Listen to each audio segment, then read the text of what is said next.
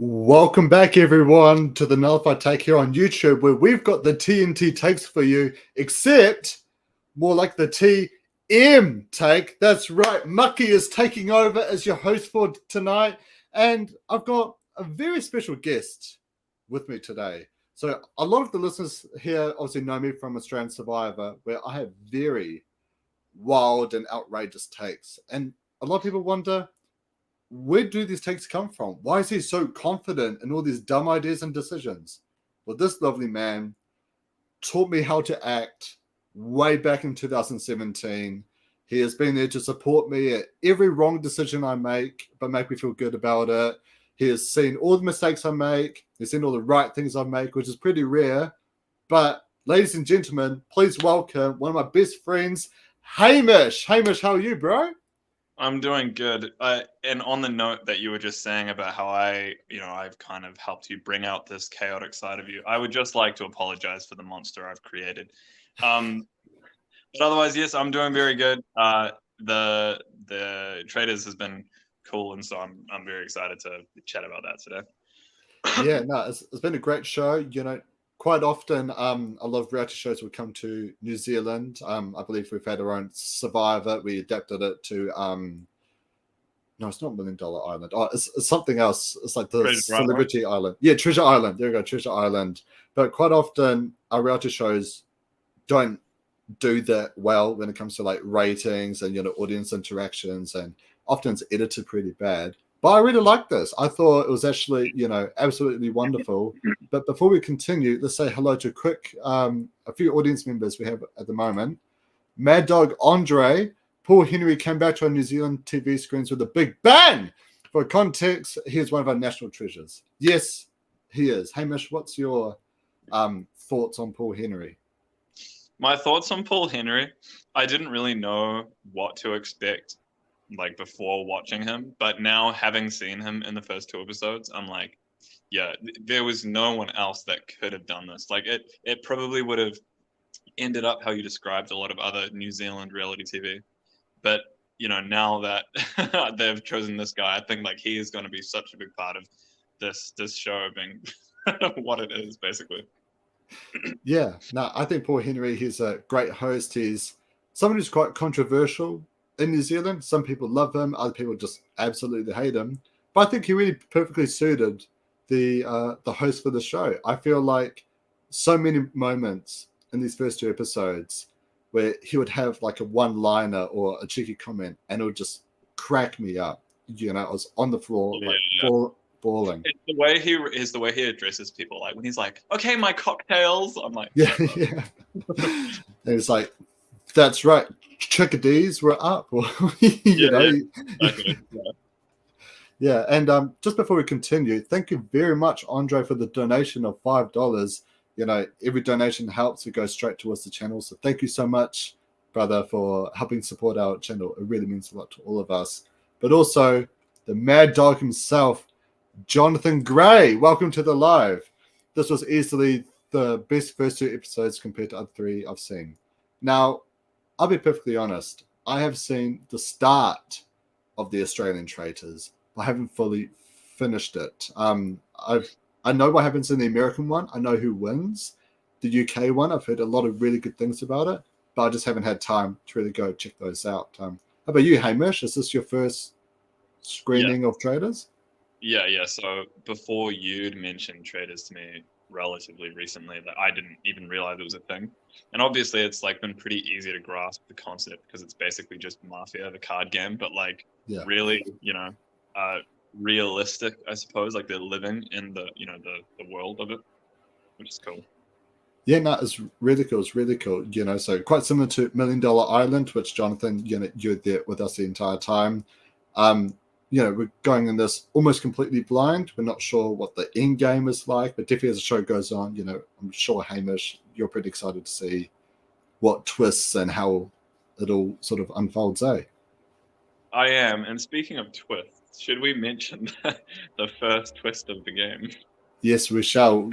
We shall. So they start off, 19 contestants, right? And just before we enter the twist, let's talk about the cast, right? So majority of the cast is people who we've seen on New Zealand TV before. We've got a few news broadcasters, got a few people on the radios. We've got people on Dancing with the Stars, but we do have one person completely new. It is her first TV screening, and that is our mum of four kids, Robbie. What's your first impression of Robbie?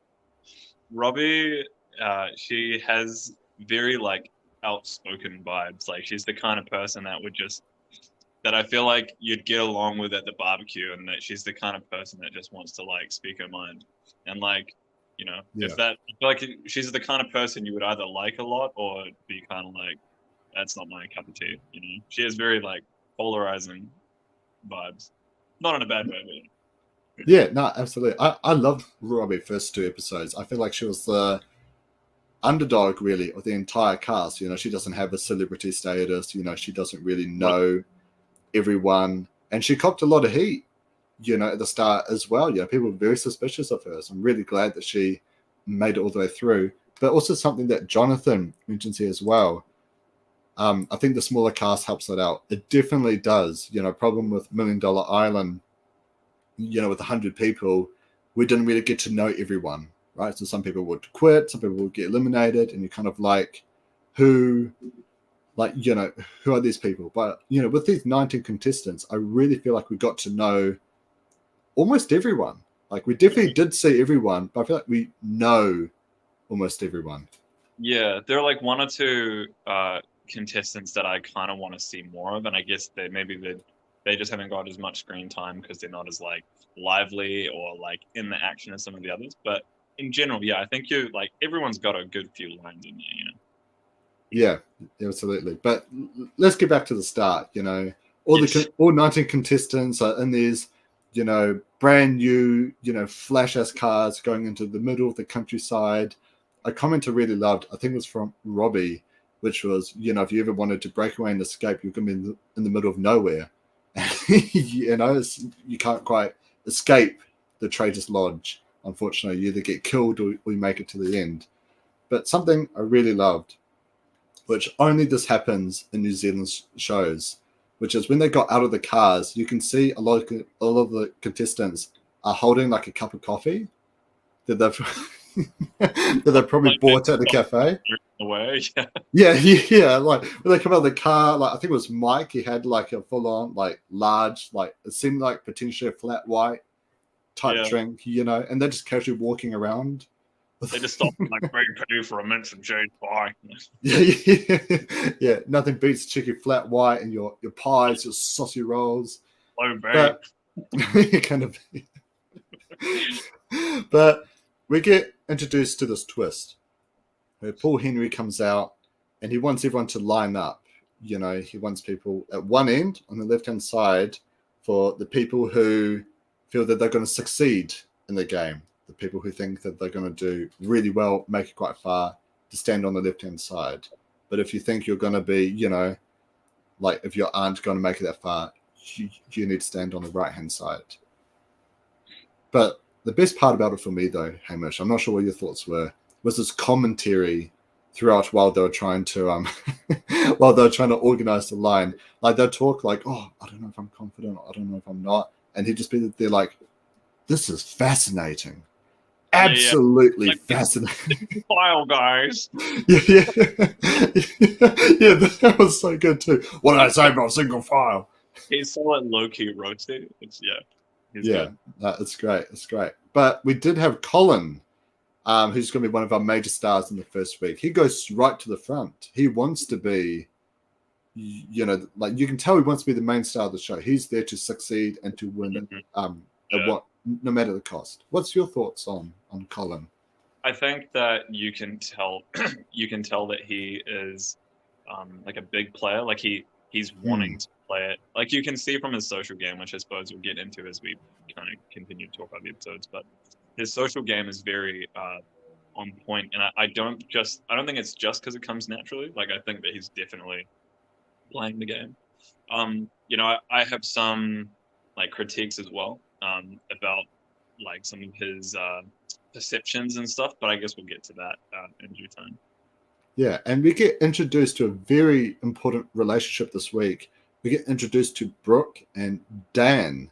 They sort of mention in the line that they actually know each other, from playing poker together, which both of them in my mind were almost the stars of this first week. What's your thoughts on their I relationship?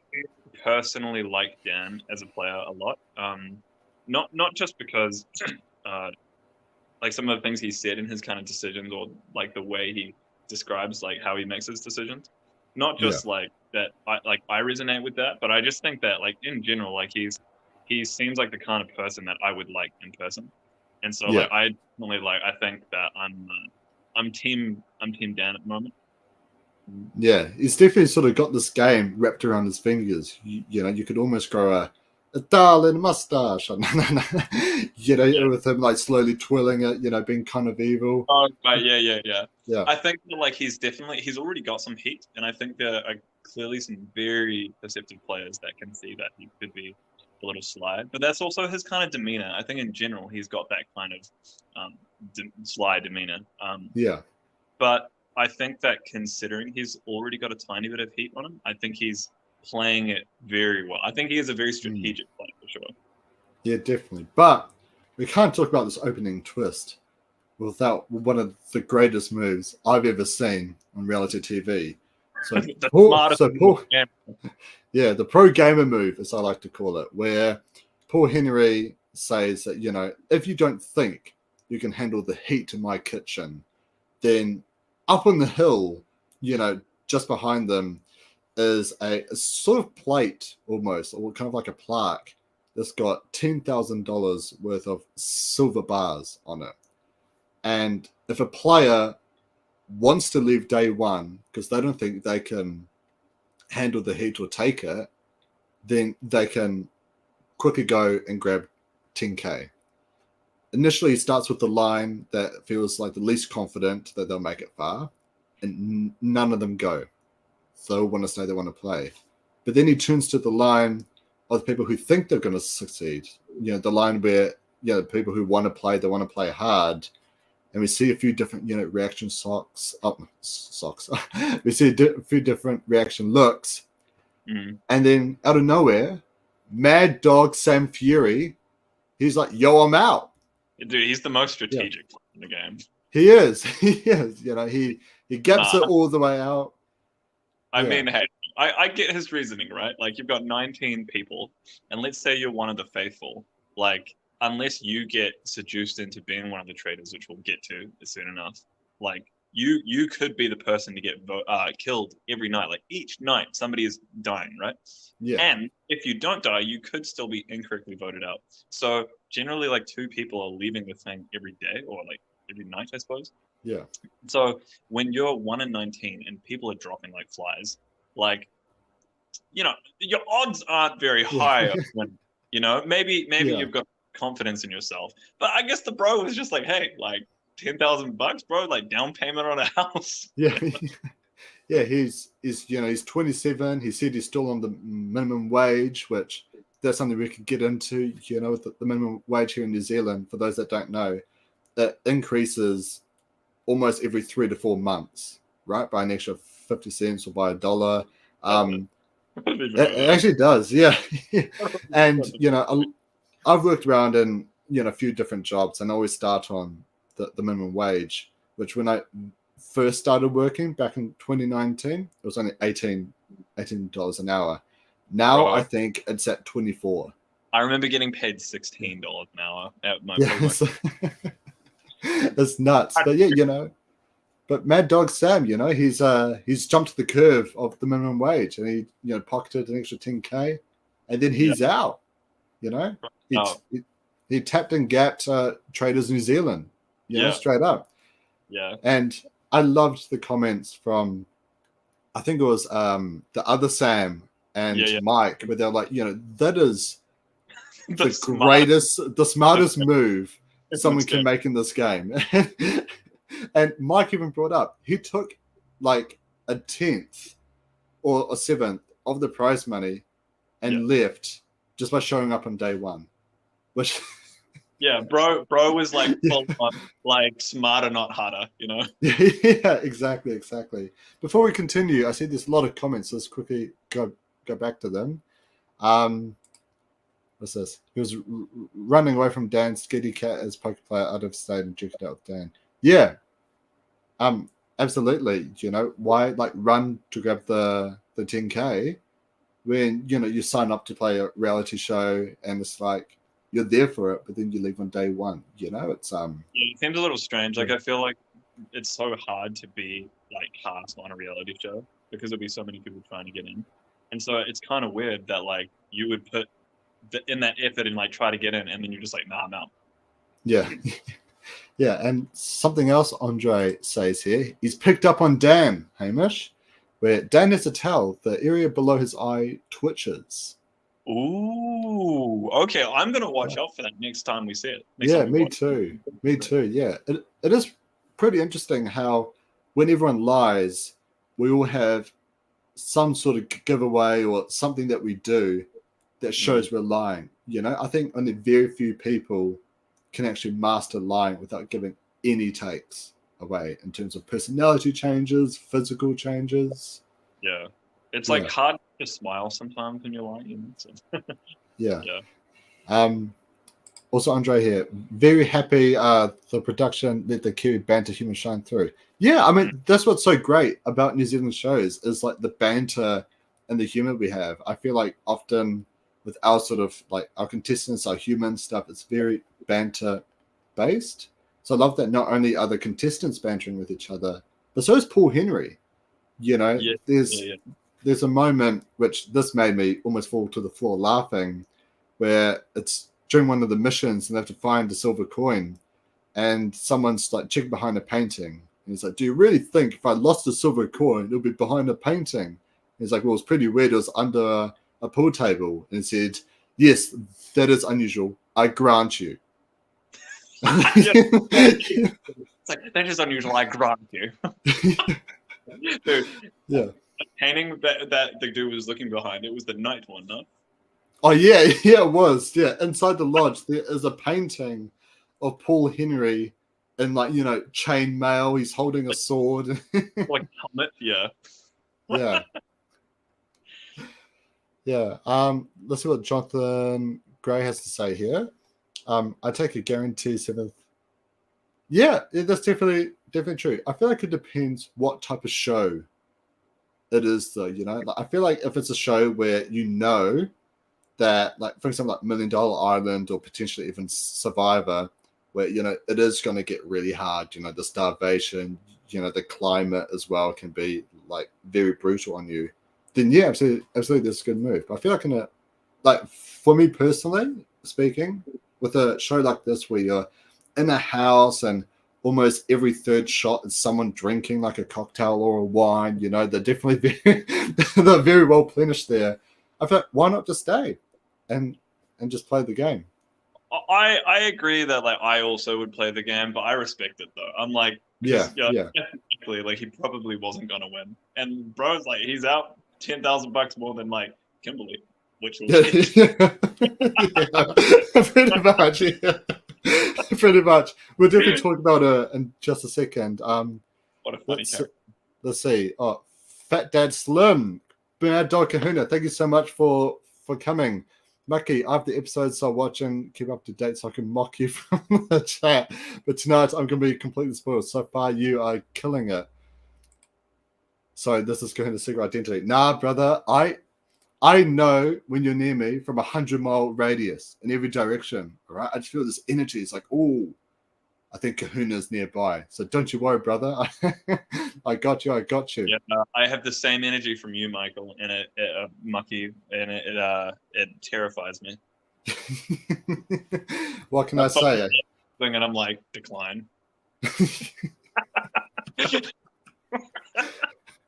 Anyways, let's yeah, let's move along, shall we? So we're going into the lodge, and there is a lot of chatter between the contestants. A lot of them seem to know each other. We sort of had a bit of a broadcasters three sort of at the start with Mike, Robin, I think Matt was in Mm. there as well. I'm not sure. and sort of Yeah. small alliances we're making. But the bit that really got me, Hamish, was Kimberly, the sidekick. She tells us that she doesn't want to, expose too much information because that could seem like a threat to other players, which cuts to her straight away telling people that she's a sidekick and she'll probably end up, Like, finding yeah. out who's the traitors. What's your thoughts on Kimberly? Okay, so I understood it differently in the beginning. Like the way that I thought she was meaning it was like she would tell people she's a psychic, but not tell people her like what she was getting. Like, so if she had this hunch or this psychic sense that somebody was one of the traders or whatever, that she wouldn't say that. That she'd be like, "Oh, I'm psychic," but not actually show anyone anything. Yeah, I think that's what she meant, but I'm pretty sure she ended up being like, "Oh yeah, I have a hunch that it's this person." yeah. I'm like, bro, like you stuck with the plan. Something that I found to be quite funny was they hadn't even organized the roles yet, but all the contestants were talking about who the traders would be. So we Yeah. had Robbie's name get thrown around and Dylan's name get thrown around as the sort of main two people on who could be the traders. And this is before they've even had the selection. Mm. So I would get it if they were expecting Paul to pick who the traders would be based on, I guess, their personalities, who he thought would make a good trader. And Yeah. so people were thinking like, oh, like I reckon Paul will pick this one. I guess that conversation's kind of justifiable then. And I mean, they didn't edit, us being able to see them say that if that's what they said. But yeah, True. and Yeah. it does seem a little weird. It's like, oh, you don't even know, bro. Yeah. But one thing I did really love was as we were going into the throne room, or the room where they vote who they think the traitor is, they have different sort of moments with each of the contestants with Paul Henry, and he asked them, pretty much, long story short, do you want to be a traitor or faithful? And we see many different sort of reactions to this, where on the one hand you've got people who think that they won't lie and that they won't be that good when it comes to deceiving people, and then you have another group of people who's like, yeah, I want to be a trader. I want to spice up the game and be really strategic. Yeah. What's your thoughts on the whole difference between? I think that it was a cool thing that they got to, because obviously, like, he can kind of observe and then be like, oh, this person seems this way. But Yeah. at the end of the day, you're not going to know what somebody's, thinking unless they tell you. Yeah. And cool that he could see that, like, for example, Philly was just like, oh, my mom wouldn't like me too. And he's like, oh, and he almost went back. And, like, but you could see that he wouldn't fully have been in it. And so even if he did get selected as trader, like, he might not have played it so well. Yeah. Just not the kind of person that he is, and that's fine. So I think it was cool, and I think that the only downside of that is there were people who probably expected, like, oh, yeah, I'm going to be a trader, and then they didn't get it, and they were probably a little bummed. I think Colin was probably one of them. Yeah, definitely. Like, you could tell even in this interview and the way he was sort of walking to the room, he thought he was definitely a trader. Like, Yeah. What would walking in. you have wanted to be a trader? Oh, absolutely. Like, do not know who I am, Hamish. I love to cause chaos. I like to muck things up, So, yeah. How about you? I think that because the way he asked the question was like, which of the trader and faithful was closest to your personality, and so the straightforward answer to that I think would have been faithful, but then I would probably, like, the way I see it is the only way that you can get murdered, or, like, kicked off of the show as a trader is if you get voted out. Yeah. And if you're a faithful, you could get voted out, or you could also just get murdered on the first night. And I feel like you're almost safer to be a trader so long as you can play it well. And I think I could probably play it well. So I would pick a trader just because there are less opportunities for you to, well, in theory, there are less opportunities for you to get kicked off of the show. Yeah, definitely. Well, one thing I will admit is that you do have a great poker face, just like how you're telling me the story of how you dropped a rock on your foot and got got sent to the hospital. You told me that was such a straight face, and I just could not help but burst out laughing, despite you being in so much pain. I think I do have a Yeah. poker face. Like you believed me when I told you I didn't think you were funny. Oh, yeah. That's right. You're not. No. But we get into the room, and Paul Henry, he's going to choose three traitors, and he ultimately chooses Dan, the poker player. He chooses Lauren, who was on Dancing with the Stars, and he chooses radio broadcaster Matt. What's your thoughts on this combo of traitors? Bro, so like on paper, that is so golden, right? It's like you've got like the sweet innocent one no one suspects. You've got like the funny radio presenter who's a little bit goofy, and he's clearly playing it up because he wants to seem dumber than he actually. He's probably actually quite intelligent, but he plays up the whole dumb card, and it works. Yeah, Like it works well. And then you've got Dan, who is like kind of more what you'd expect the trader to be like. But I think he is very cunning. And so that yeah, even though he might be more predictable as a trader, he's able still to sway people away and play yeah, the game so that people don't suspect him anymore. He did a really, really good move uh, at the first like banishing yeah. council thing, which we'll get to. So that's the little teaser. I Ooh, guess a watching cheeky this. tease for the end, eh? Nah, Yeah, but yeah. yeah, I agree with you. I feel like this, out of all the combos they could have maybe chosen, this was the perfect combination you had. You had Matt, who's extremely social. You had Mm. Dan, who's very strategic. And I feel like Lauren, I feel like she did kind of get a bit lost in the edit at times. But I feel like overall, I think she seems like someone with a lot of potential. And that's the thing, a lot of potential. I think that she probably did some things well, but man, I feel like she didn't play. I feel like what ended up happening is definitely because of a few misplays and things that she said and how she said it, and it's just like, bro, why you give yourself away like Yeah, that? yeah. No, but as soon as the trailers are selected, everyone's able to go out and about and socialize for a bit. Everyone's sussing each other out, and once again, everyone's piling on Mad Dog Dylan, thinking, "Oh, he's obviously the traitor. He's obviously the traitor." What is it Mhm. about Dylan that just makes him look so suspicious, in your opinion? I think that he I think that he is so onto it, and he's trying to be perceptive, and he's trying to. He has that kind of like the stalking cat, like he has that Yeah, demeanor. At least while he's playing the game, like he's very uh like intentionally perceptive, if you get what I mean. And I yeah, think that kind of energy, like people see that and they think of it as this kind of cunning, sly, and like that so while he's trying so hard to find out who the traders are, he kind of inadvertently ends up looking like a trader himself. yeah. No, you're absolutely spot on. But someone who also get a lot of suspicious talk of is Matt. Matt. He's trying to play dumb. He's trying to be extra social. At one point, he forgets like what show they're even on, Or what it's and for. It's yeah, obviously like, always him playing it up. yeah. But we really see Brooke get to a lot of work here, where Brooke is easily able to point out the sort of big change in Matt and how he's playing a bit dumb, but also a bit later on, he also like really questions hard on Lauren and is able to put a lot of pressure on her. What did you think of Brooke in this episode?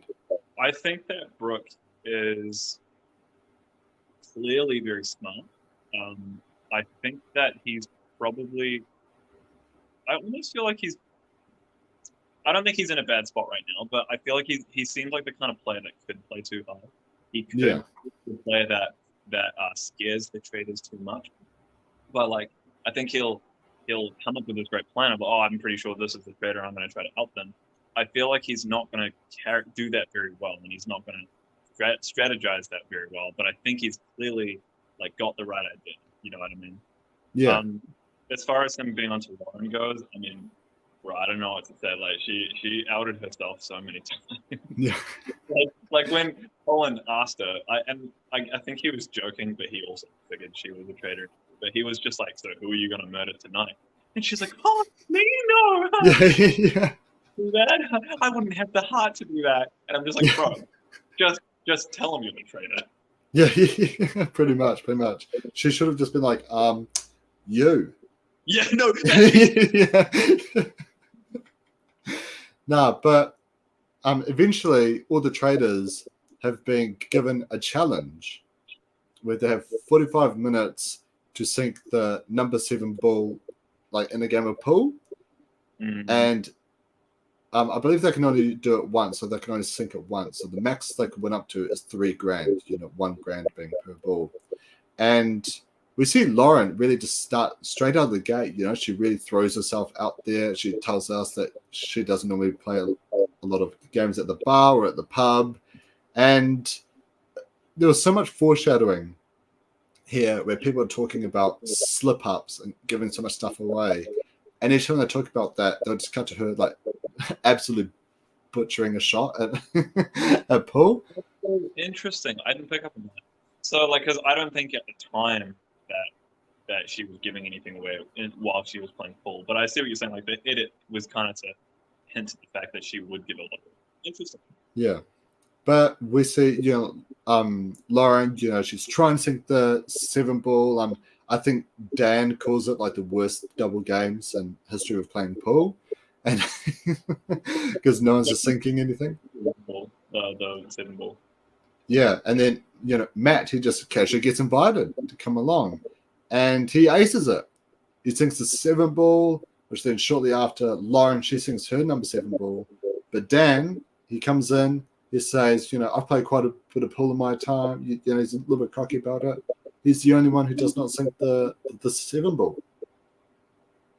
Yeah. I remember thinking about the same thing. I was like, I had high hopes for his pool playing. Like, he's the I don't know, that kind of guy that would be good at pool and poker and everything, So yeah, I would say the key strategy for pool is the long game. We wait for the other person to stuff up at the end, and that's how you win. But unfortunately, they only had 45 minutes, so the long game was not an option. it did not work in that instance. Yeah, but something I did love was Matt was playing for the other stripe, not the other stripes, but hole and stripes. He was playing for the other suit, but he sinks the 7 ball, builds the wrong suit, and they're like, "Oh, Matt," and he's like, "Oh, what's the daisies?" Yeah. Oh my gosh. Yeah. He was obviously really playing on the kind of he's like not like as onto it kind of card that he's been doing, and so I think he would be the best one to do that. Like he'd be the most believable, Yeah, and once again we get given another scene where Kimberly says that she will reveal her sidekick abilities at the voting place, but she's already got 4 locked suspicions. Yeah. I don't know how I feel about her as a player. I think that she, because of the fact that she's a psychic, and the Traitors pulled it as well. Like she very easily could have had a lot of influence in the game because it's whether you believe it or not, like there are people there that are clearly listening to her, and so she could just throw out anything. She could even not have been psychic and just hold people there so that they would, listen to her. That's another thing, right? Yeah. But one of the people we do see her, call out is Robbie as being one of the traitors. What did you think about their little rivalry they had going on? Oh, man. Robbie, she's had a hard game because I feel like she's, just because of like her character, I suppose, they all have their and I feel like she's a little bit like the odd one up, and it's easy for her, particularly as such an outspoken person, and you can see she's the kind of person that just says what's on her mind without maybe thinking it through. So that, sometimes that would be good for her, sometimes because I guess people gravitate toward that social butterfly nature, but she could be at risk. Anyway, I think that it's just not been an easy game for her, and so she's done well to stay in spite of it. Yeah, no, absolutely. Robbie, I feel like she had a very tough first couple of episodes, but by the end, she was able to come on top, thankfully. But before she comes out on top, we get given another challenge where Paul Henry just casually loses 4 silver coins in his lodge. Yeah. Just very, as you do on a Wednesday morning, just lose a few, silver, silver coins around the place. And they have 7 minutes to try and find all these silver coins and bring it back to him. Mm. What did you think of this mission? I feel like so much of the show, and I'm not dogging on it. Like, I find it hilarious, but I find that so much of the show, and like in particular, like his presence in the show, is just him flexing that he has money. He's like, I have these silver bars. Yeah, pretty much. And I think that actually was a cool little challenge and like sequence, because you got to see some people like talk on their like aside interviews, the confessionals about their thoughts on how it should have gone. Like, I forgot which one said it actually, but it was one of the radio presenters, I think, and he was saying like, "Oh, I wish that there was some more leadership. Somebody stood forward and said, "You guys go to that room. You guys go to that room," rather than everyone was scrambling. And so you can see people kind of like, it was interesting to see their perspective. And I also think it was a cool sequence because it gave Paul time to kind of build that funny, roasty relationship and his weird, Yeah. with the players. So like, there's already that kind of banter going, and to allow everyone to become very natural. That was cool. Yeah, absolutely. And they were able to locate 3 out of 4 of the silver coins before the time ran out, which then we immediately go to a trust exercise where everyone's given a drink and a green file. And all of them have to pour this green file into the cup of the person who they don't trust the most.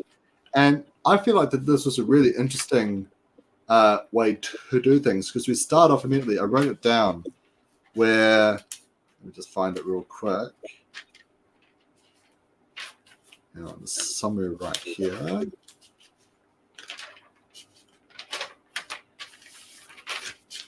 I've lost my notes. Here we go. Where Darth Vader immediately pours it into Brooke's cup because she didn't want to hide the fact that she thinks that Brooke is, innocent and all good. She kind of wanted to play it up like, he could be maybe a bit out there to sort of protect her, right? Because her sort of identity in the game. Traitor, and she was she was correct that she had targeted a traitor. She was thinking that they might want to get her out because she's going to and so she tried to target somebody who she didn't think would be able to get her out because they're not a traitor. So I mean, I like the mentality. I think that the traitors are smart enough to know not to just always go for the people gunning for you, because it's obvious. But yeah, I mean, I like her mentality. I don't think it's what I would have done myself, because I think there's also a lot of power in rallying everyone up against who you don't think is trustworthy. Yeah. But yeah, it was. I see the strategy in it. Yeah, no, definitely. And, it was a very interesting dynamic of votes where Sam had poured his into Colin, and Colin was like, "You're dead to me. We're done." I do like that about him. Yeah. Lauren put hers into Dylan, Phil also into Dylan, and then Robbie just gets slam dunked with pretty much everyone.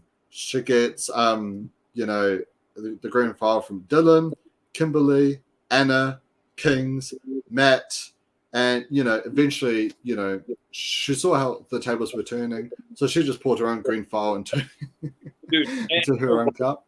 Just like a funny thing, I actually think that was a smart strategic play, and maybe this is like overthinking it, but hear me out right. If she had like 6 people voting, saying that they trusted her the least, and then she was like, "Oh, far out, I'm a traitor," and like they're onto me, then she'd pour it into somebody else's glass, in particular somebody that already had a vote on them, right? Because just like, "Oh, I actually agree with you. I think that person's a traitor," and that might be a traitor thing to do. But by her pouring it on herself, it shows she's like, "I don't actually care. Like this is just fun. Like, I don't know, bro. Like, I'm just an innocent faithful." And it kind of highlights the fact that like she's not over stressing it. So to be honest, her just doing that joke, pouring up in her own glass, I think that's actually kind of strategic. Yeah, no, it definitely is strategic because that way you're not on anyone's radar. I mean, she already is on so many people's radars at this point, but she's not like adding anyone else to watch out for her, right? You know, and it comes off in a comedic moment as well. You know, like might as well because everyone else is doing it. Yeah. But then something we do see is Justine pours her green file into Dan's. And we kind of see this throughout the 2 episodes where Justine, she catches on to Dan. And Justine, she accurately, knows who 2 of the traitors are. She susses out Dan pretty quick. And later on in the episode, she calls out Lauren for being one of the traitors as well. Deceptive player. Maybe you disagree, but maybe because there are a lot of them are quite smart. But I think that Justine is easily the most onto it, as in like not just being like, oh, that person's acting differently because they are, but like she knows who the traitors are. It's like she can smell them, Like I think she's very intelligent. Yeah, she was onto Matt at the start as well by being like, oh, Matt, he seems like the guy who would play dumb even though like he knows exactly what's going on. She's been very right on pretty much all of her reads throughout the first week here. It's very impressive. Yeah, I agree. But then, we have Colin, he's a bit of a comedic moment where he walks up to Sam and he's like, I'm not going to do it. Actually, I will. And he gets revenge by pouring it into Sam. Mike gives his to Brody. Chris, she gives hers to Brody. And Brooke gives it right back to Vander. So it's quite interesting to see how we had only Dylan had gotten the second highest number of green files, which was only 2. But everyone else is sort of just 1, 1, 1. 1 on kind of. Yeah. Or just one, yeah. Yeah, it's definitely quite interesting. But we'll move along towards nighttime because that's where the real dramatic stuff tends to happen here on the Traitors, where we get this really beautiful shot of people walking around in this sort of dark green cloak hanging over them. They're holding a lantern. And it's really funny because they go into like the sort of private room. But to me, it looks like the toilet in Shrek. It's the sort of just giant long drop in the middle of this one. Like Elder Scrolls Dark Brotherhood vibes. You're just like, body. Yeah, exactly. If all 3 of them bursted out and went, somebody wants... no copyright, please. But yeah, I'll not be surprised. But we see Matt walk in first, and he's greeted by Dan, and they're very happy to see each other. Matt recognizes Dan as strategic. Dan recognizes Matt as someone who's also strategic, but also quite social as well.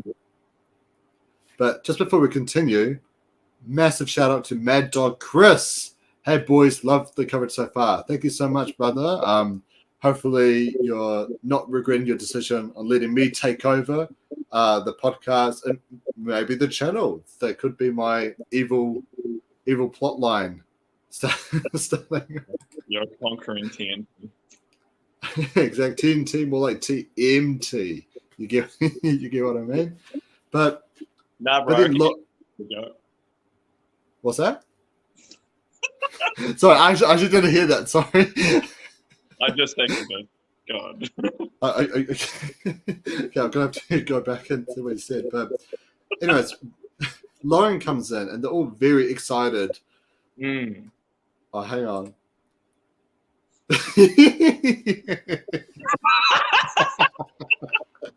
Already regretting my decisions already. But anyways, Lauren shows up and they're all very excited to see each other. They all bring such a unique set of skills to the Traitors team. And they'll sort of discuss who they would want to eliminate, which their main targets were Kimberly, because she's a sidekick and she already has quite a bit of influence on everyone there. Brooke, because he was able to kind of suss out, Lauren and Matt pretty quickly. And Dylan which the only reason was because he's aware of his surroundings. He can, he sort of can like feel the room and dart his eyes everywhere, so they're quite threatened by that. What's your thoughts on these three nominees? So obviously we know who they ended up voting out, and this would be how I would kind of like rationalize it myself. I would say that on the first night, having a strong hunch isn't going to get you far, because let's say you're like just seeing it, right, and you know who they are, and it's the first night, and you get to the first council where you banish them. Just because you know, it's like not everyone will necessarily listen to you unless you're that persuasive. And so in the beginning, it's very much a kind of just firing shots, you know. And so I think that on the first night, the most powerful people, and probably quite, you know, a lot of the game in general, the most powerful people will be the social people. And so, yes, you know, Brooke, he's relatively social, right? And he's pretty onto it, but I don't think that he's only one vote. Like even if he's onto it and he gets it right, he's only one vote, and I don't think he has the sway that somebody like, for example, Colin would. And the same with Dylan. Like he's clearly very, you know, observant and aware, but I think that people are already quite wary of Dylan, and so it wouldn't really make sense to kill him off. And so voting for Kimberly, again, it's like whether or not you believe in the like efficacy of, you know, psychic abilities. You know, there are people there that do quite clearly, and people listening to her. And so whether or not she's a psychic or whatever, you know, if she throws out a name and she was already saying that she had all these thoughts and opinions, she clearly was like out the blood, right? To some extent. She was already one of the most dangerous people in the game for the Traitors. And so to me, that's a no-brainer. Like, it's Kimberly has to go. Oh, absolutely. You know, already just got people, you know, coming around her being like, oh, who do you think? Who do you think? You know, she's sort of become a very vocal voice in the lodge already with her psychic abilities. And I do feel bad for her because I think it could have been a great strategy to use, but at the tribals and stuff, right? Or whatever they're called, where she could use that being like, I'm actually a sidekick, and based on what I've observed, these people are the traitors, right? But instead, she went around saying that the whole day, you know. So I do feel really bad for Kimberly. Now, like halfway through the round table council being like, oh, by the way, I'm psychic. I feel like people are like, okay, Kimberly. You know what I mean? Yeah, probably. I feel like that's the kind of thing that you either use it from the beginning or you don't use it at all. So, and I think using it in general just puts such a target on the back. Is particularly as somebody that's as social as she is, like it was too risky. Yeah, absolutely. But unfortunately, Kimberly, she is the first one murdered in this group of traitors. Unfortunately, quite sad to see her go. What's your thoughts on Kimberly as a whole? I think that, you know, we kind of memed on her being like, oh, like she said she wouldn't say anything about it, and she did. But like, I think in general she seemed like a nice woman. Like, I don't think she did. Clearly, she was social enough to not just be like, I'm psychic, okay, but like I'm psychic and people trusted her. Like, so she's, you know, obviously, I don't know. I don't have anything bad to say about her. I think that she just was clearly she made herself too much of a target well too early, and you know, we see what that did. Yeah. What about you? No, I liked her. I thought she was a really fun character on the show. Unfortunately, with just how she presented her psychic abilities, I do believe in psychic abilities, and I do think people. Oh, sorry. Everyone, please stop what you're doing. Drop your pens, drop your pencils. We have the magnificent Tom McPherson just dropping in to share some mucky love. Thank you so much, brother. You know, Hamish, for some context. Right at the start, Heroes vs. Villains, I was screaming, go Sneaky Steve and go Rogue. Everyone else thought I was nuts. You know, everyone thought I was out of my mind. But only one person stood by me the whole way through. And there's a beautiful, magnificent Tom. Tom, I love you. Thank you so much for dropping in, brother. Hopefully you're doing really, really well. He's already too much of a loose unit. Now I need that ego support, right? You know, Chris and Kahuna, they try and knock me down. So the more support I get to go back up, share more crazy theories, the better, Hamish. You know that already. Yeah, that's so interesting. Hey, have you heard of NZ Traitors? Yeah, we should probably get back to traders. But sorry, I love Tom too much. But anyways, so everyone wakes up the next morning, you know, slowly come in, into, you know, this lodge, and everyone's like, oh, hopefully it's not Matt. You know, everyone's like really concerned for Matt. Like, hopefully he makes it through.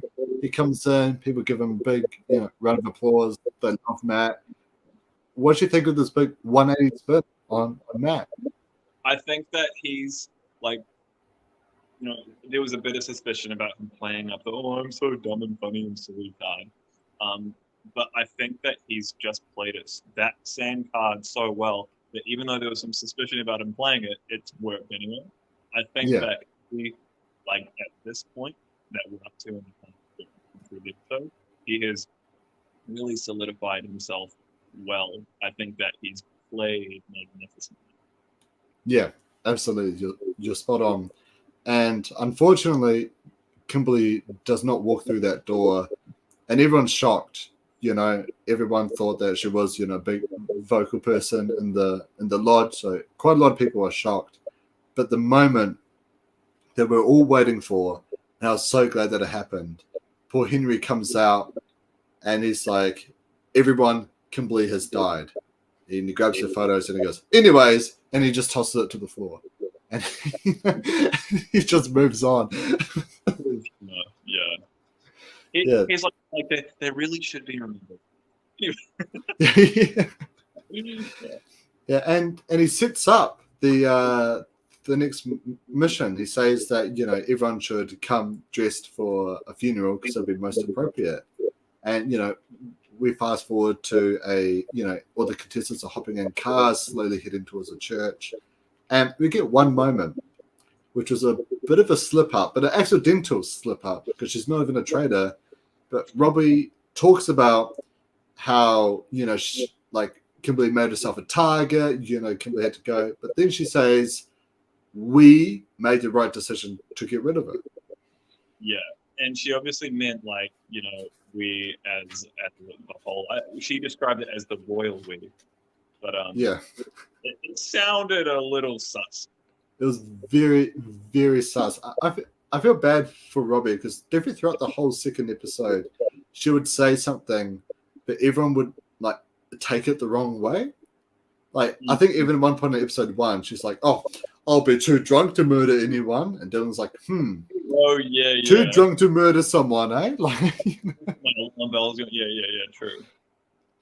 yeah. But anyways, I keep forgetting what this challenge is. All right, I have it. So they arrive at this church, and they go in, and there's all these people already sitting, you know, in all the seats. They turn around, they've got, you know, these massive hats and these bright golden faces.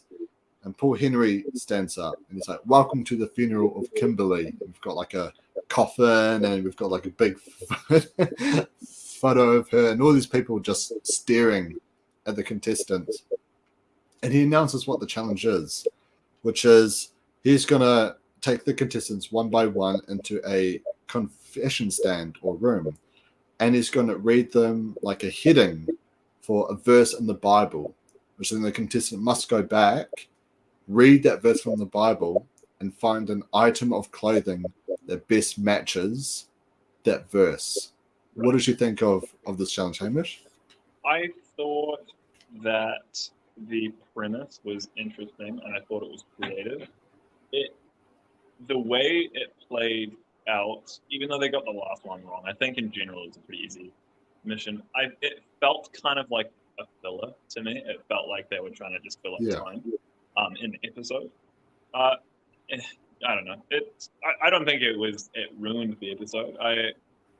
It was good because it highlighted something about Lauren's behavior, which they all mentioned later on in that episode, and I guess we'll get to that. Yeah, But it was. I don't know. I was relatively impartial to it. Yeah, I've personally never read the Bible. I have read a verse of it when I joined like a friend's Bible study, but that was just the one time I went. So I found it quite fascinating to like actually know more about the Bible, some of the different verses they have. You know, they've got stuff about Adam and Eve and like, you know, love and marriage. It was quite interesting. Right. I mean, it's definitely a very poetically written book, but I suppose we're not doing Bible studies right now. No, we're not doing Bible study. But all the contestants go up, and the first one, I forgot what the exact phrase was, but something about, you know, like sandals on feet. They get it right because there's only one person in the whole room that isn't wearing any shoes. And the next one, it's something about like the garden, I believe, something with an apple, and someone's wearing apple socks, so they get that right. There's I one have about. sort of been wearing them for this podcast. Oh, really? Yeah. Look at you making the full commitment. I've got nothing. I'm not wearing any merch or no apple or pineapple socks. You know? But anyways, we move on to like a vine, and Colin actually gets it right by saying a lemon handkerchief. And the fourth one is about hands being covered in blood. They're able to find someone with like almost like half a cast almost Yeah. on the arms. Like, yep, that's her. But then the last one, which it's something about like saying faithful to marriage rather than just being like a like I guess just like a flame of love, right? And they narrow it down to two people because only two people have got rings on their fingers. But unfortunately, Brody gets it wrong, so they only walk away with just 4 out of the 5K they could have gotten.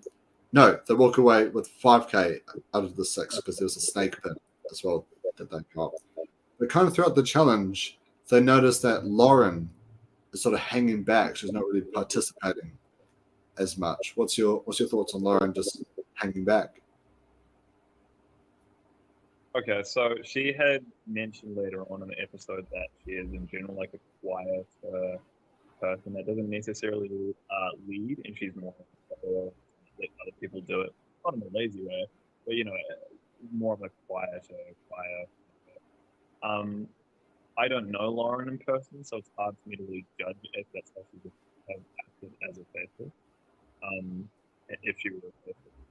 Uh, her friend, blind comedian, he Sam, he said later on that like he knows Lauren is quiet, but is a person, but he thinks that she's acting different still. So Yeah, I guess that maybe that's not terribly different to how she would have acted, but clearly it's different enough that it harmed people and raised the suspicions. Like, is she like really trying so hard to seem cool and chill as a traitor that she was like overdoing it and has no things in the back? So, yeah. No, that's spot on. Where like even Sam was able to pick up the changes in her personality and how how differently she's acted, despite her being such a quiet, introverted, you know, person. right.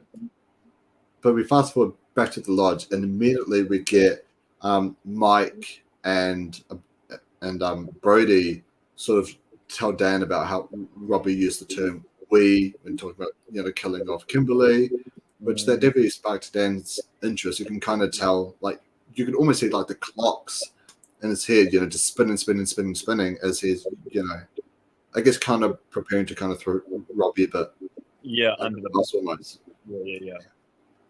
But out of this, we also get Brody really sticking up for Lauren. Not for Lauren, for Robbie, saying how people only find her suspicious because she's the only, guess, quote unquote, non half celebrity here. Yeah, and like a few people were like suspicious of her, and so for the people that didn't really have a big opinion, they're like, "Oh, I guess she seems suspicious," you know.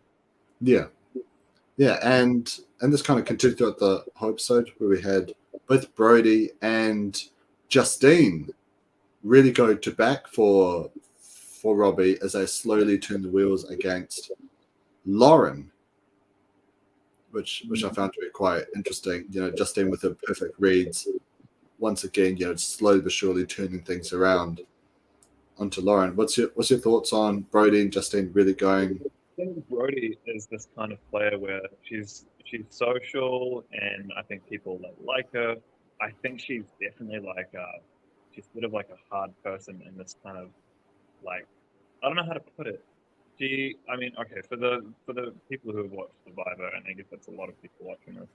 Um, she gives me Brody gives me like Daisy vibes. You know what I mean? Where it's like social, but Hmm. also a harder person, and that's the kind of vibe I get from Brody. Yeah, As for just, I mean, yeah, I'm still sold on that. Forgetting any strategy or anything like that. Just with her read, Justine is easily the most onto it person in the game. Um, absolutely.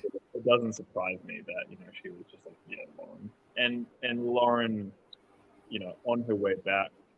Was it on her way back from the challenge, or on the way to the? No, yeah, it was on the way back from the challenge. Which was sitting next to Colin in the car, and I mentioned it earlier. I mentioned it again where Colin makes that joke and was like, "Who are you going to murder tonight?" Because he was kind of onto her, and she's just like, "Oh my god, I wouldn't murder anyone." And then it goes silent for a second, and then she's like, "I wouldn't have the heart." And it's like, bro, why are you still? Yeah.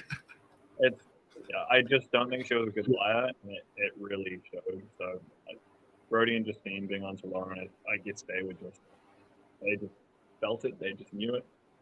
Yeah, Yeah, it's a hard thing. It's like you've got this massive secret, right? You've got this massive identity. So when someone kind of calls you out on it, like the most natural thing is to sort of be like, "Ah, you got me," kind of like a prank. But you can't in this game because then people will immediately slowly start to turn on you, which that's what we saw at the voting here. So everyone, gathers around in a circle, and Robbie's just a mess. She knows that she's in the hot seat. Like her hands are like up in her hair. You can tell she's getting quite sweaty and stuff. And Anna immediately starts us off by accusing Robbie of being a traitor, just right out of the gate. Her and Mike. What's your thoughts on that?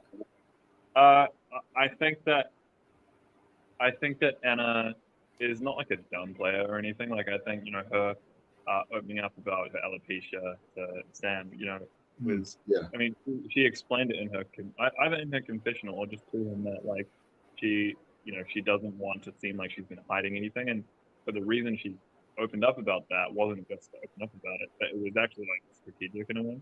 So I think yeah, she's really thinking about it. Like she's not just getting roped along in the game, but I don't think that she's like, I don't think she's at the caliber of a lot of the other players. I think that she's definitely like a B tier kind of player.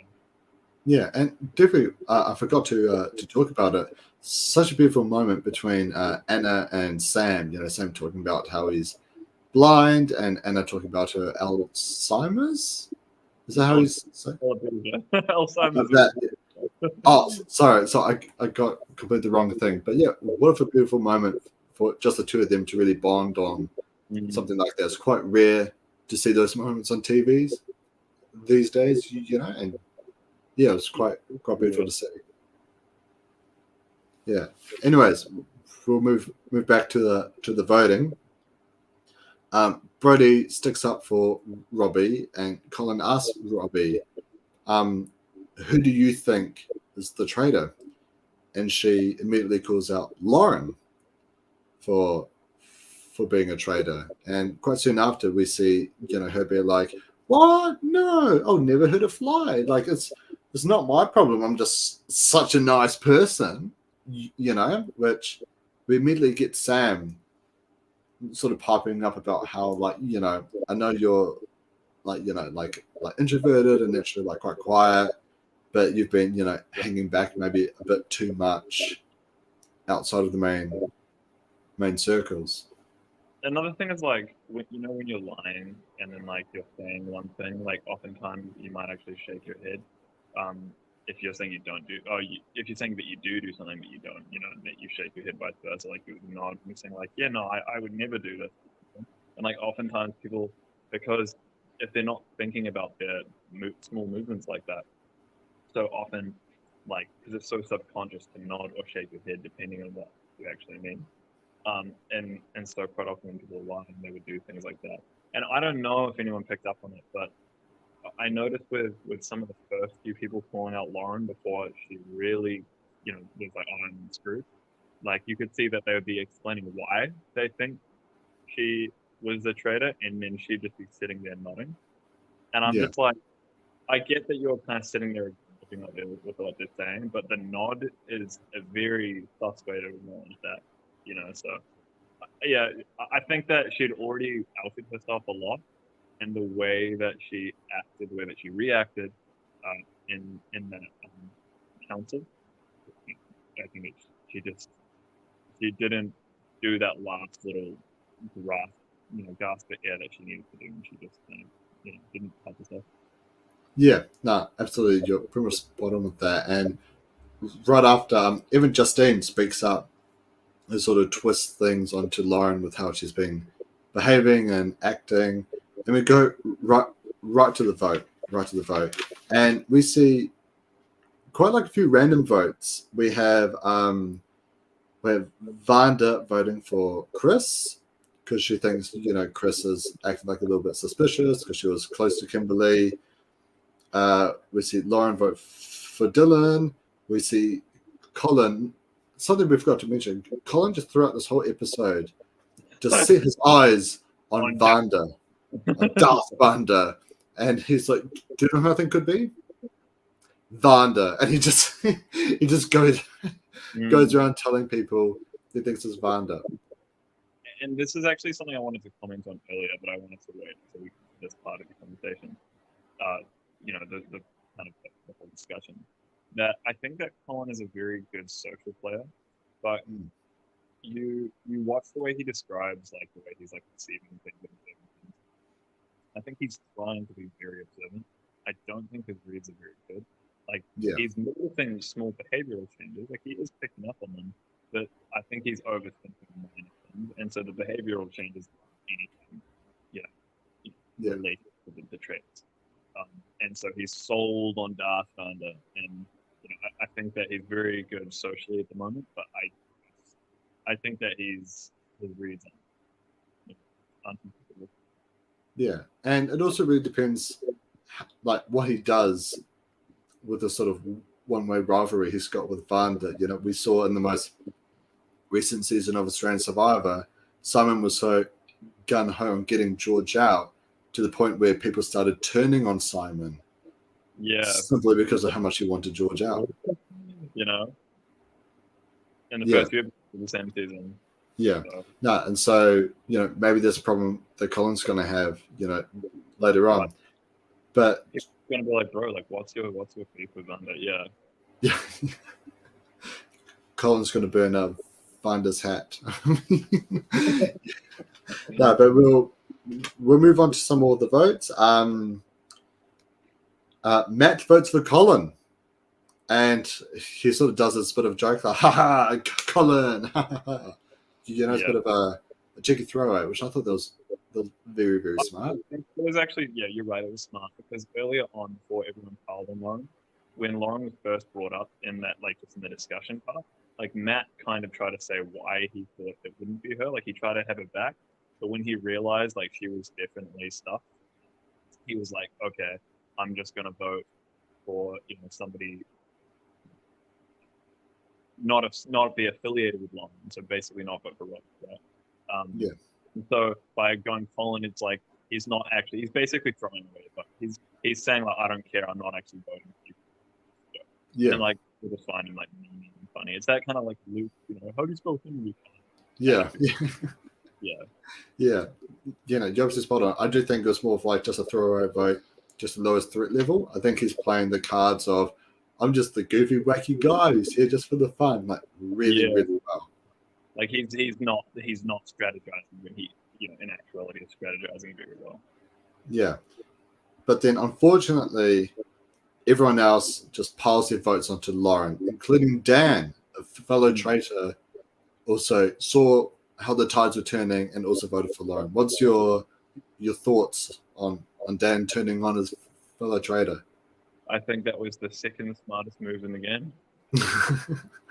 No, I think that was very like I think I would have done the same thing in his situation. Like he could see even before the other votes were read that everyone was going to vote for Lauren, you know, and she was going to go out no matter who he voted for. He could vote for Robbie, Dylan, himself. You know, Yeah. Lauren was going up, and so by affiliating himself with the people voting for her, I guess the idea is that he seems less suspicious. And like, I guess other faithful, if they're really smart, might think like, for example, Justine was already onto Dan. She might Yeah. think, okay, she might know what Dan did. She might be like, he obviously just voted for Lauren because he had to, you know. So some people might see through it, but I think a lot of the people who are less onto it would be like, nah, Dan's all goods. You know what I mean? Yeah. Yeah, no, absolutely. You know, he saw where the tides are turning instead of trying to, you know, save someone who's pretty much like a dead horse at this point. He, yeah, you know, he continued on the pole, but the death stare Lauren gave to Dan, just like, what on earth, bro? Mad. That like I get that she felt betrayed, even though it's like, bro, like you're out anyway. Like that, why does it matter? And why would Yeah. you not pick up on why he voted for you? You know, I think it was pretty straightforward. But the death stare annoyed me because for anyone who saw that death stare, and people quite possibly might have, if they're perceptive enough, like she didn't give death stares to anyone else. Like when whoever, you know, XYZ voted for Lauren, she was just like, And as soon as Dan does, she's like, why would you vote for me? We're Yeah. supposed to. And it's not like they were acting like really close friends, you know, in a general sense. So the only way she'd be that close to them is if they're traded. And so, yeah, she just doesn't hide things well. Yeah. Yeah, no, absolutely. But unfortunately, Lauren, she gets a majority of the votes and she tells everyone that she's a traitor. And everyone celebrates like it's the 4th of July. You know, we get a cheeky hoorah. Everyone's like, you know, applauding and jumping out of their seats. What did you think of this big reaction to eliminating someone? I think that it makes sense because you know, getting out a traitor or as a faithful is obviously a good thing. I think, yeah, like, no one needs to go, right? But not only that, it's on the first council, so I feel like they're just like, well, you know, yeah, that I don't not see why they did it. I think the move there as a trader, literally, because you're always playing, no matter what part of the game, you're always having to act, you're always having to play it. You know, specifically as a trader. The thing to do there is to go hoorah and join them. Because if you're sitting there like, oh, I feel kind of bummed, and everyone else is going hoorah, man, like somebody's gonna see that. You know, Justine will see Yeah. that. Yeah, no, you're absolutely right. And but then, you know, after Lauren leaves, you know, everyone goes back to the lodge, everyone's chatting, everyone's socializing. And once again, Justine is very suspicious of Dan. Yeah. Yeah, you know, which I think is going to play a big part into next week, especially when at the end of the episode, we get both Matt and Dan back into Shrek's little toilet, you know, back into his cheeky little hut. And yep. yeah, and they have a choice to make. They can either seduce or kill. So if they seduce, they can bring another player, who's one of the faithfuls, to join their sort of traitor syndicate. But before I continue, I had a chat with Chris today about it. Turns out in the other versions of the Traitors, the faithful can't decline the offer. Okay, and so is that the same with this one? Probably, yes. It's not confirmed if it would be the same or not. But in other versions, that it would be the same. And so I think that there are only a few people that they could try to seduce. I think there are some people that would be like too faithful. You know, obviously Colin would make sense to seduce, even though it would also not make sense because it would be so obvious, and then everyone would just turn on Colin. Yeah. Oh my god, random thought, bro. What if they seduce somebody who they think would definitely accept it, but would be like not the obvious one? And then so that way everyone's alerted. Oh, they've seduced somebody, and everyone thinks it's Colin, and everyone starts gunning for Colin. And then the traders can like pretend to slip up that they're mates with Colin. That would be, dude, if they could play that right, they just start to be like act really sus with Colin just to chuck him under the bus. bro. That Yeah, would I would want them to do that. That would be so yeah. good. That'd be so funny. That'd be so great. But they do decide that they're going to kill instead of Mm. seduce. You know, they want to try and take out someone really massive. You know, because obviously the Faithful has just pulled out a huge win. So why not take out a massive blow? And the targets for next week is Anna, because she's got, you know, a great story. She's very social, very loved. Chris, people are already kind of like, you know, onto her. She seems a bit untrustworthy, but she also does seem quite social. But then the big player, Justine, is also up for elimination. What's your thoughts on those three? So I don't think there's a point in putting out Chris because she's social, but she's gunning for the wrong people. So it's like Yeah, if she has a presence in the game and people trust her, and then they vote with her against the wrong person, it's like why would you not keep her as a number? yeah, Um, as for Anna, again, like you're right that people do like her and she's social, and I think people kind of resonate with the fact that she's quite an honest person. But as I mentioned before, she's kind of like a B tier player. Like I don't think that she's a big threat to the traders, and you know, obviously they don't want to only go for threat because otherwise it's obvious. But yeah. you know, I think that she's so unthreatening that there's no point getting rid of her, at least this early, you know.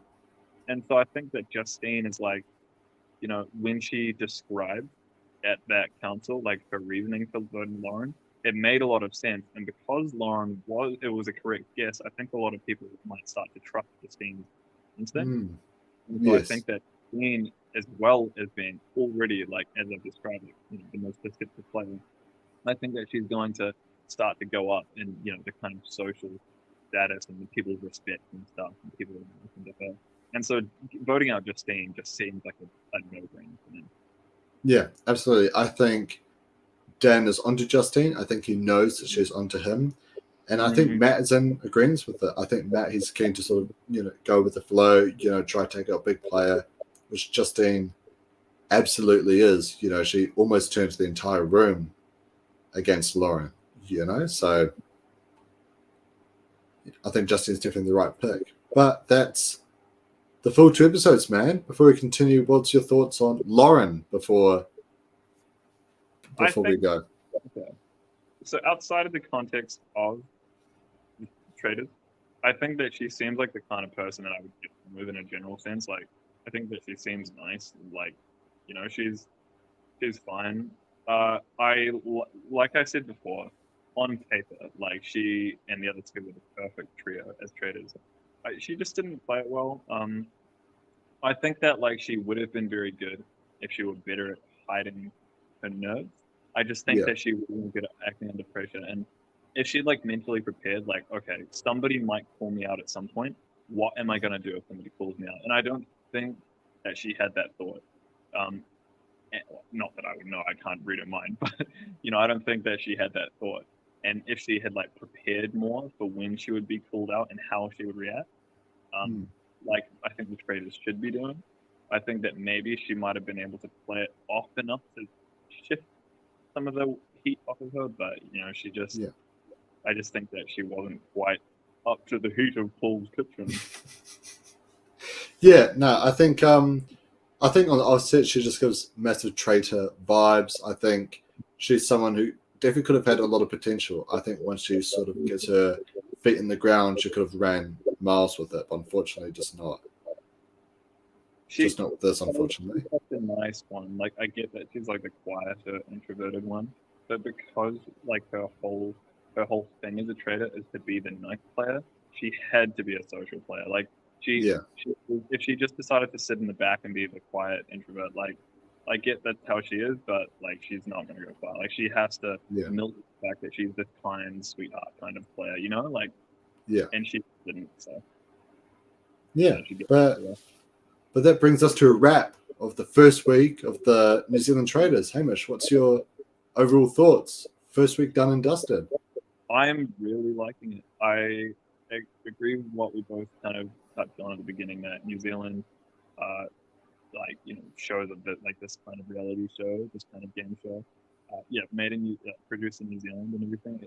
They usually are very much like trying to be like It's trying to be like Aussie Survivor, American Survivor, etc., and stuff like that. And it's just never the same. And they're trying to like it's all. I mean, I don't know. Not everyone has to agree with me, but I think a lot of people clearly do. But this, I think, is an exception. This is very good. It's like the right amount of spooky vibes, and I love that. I love spooky stuff, but it's also very funny and meaty. And there are times where somebody will say something that makes me absolutely cringe, but it's like cringing at the person and not the show, and that makes it like more invested. It's that kind of like laughing at people, laughing at dumb comments, cringe where you actually enjoy it. So I'm really, I'm loving it, man. Yeah, definitely. There's actually one quote that I forgot to mention, mentioned by Mad Dog Colin himself, where he says, "Now that the traitors are selected, we can now see who is good strategically and who is just dumb." Hey, like I'm not trying to call Colin. I'm not trying to call Lauren dumb, but that black and white. Yeah, it was a bit of a stitch up there, but anyways, thank you guys so much for joining this first week recap of the New Zealand Traitors.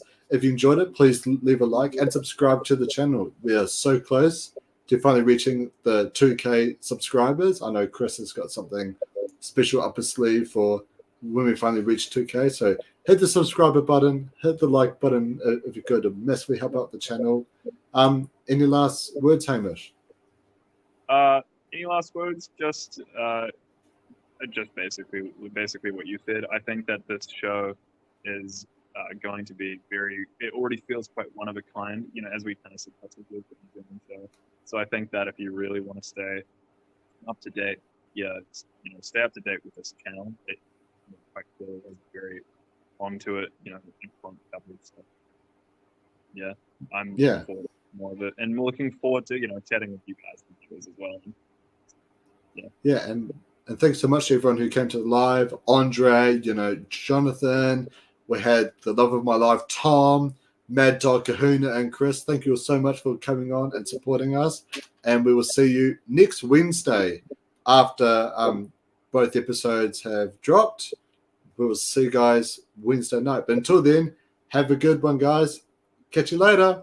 Nobody wants to Bye. go, I ain't the sharpest.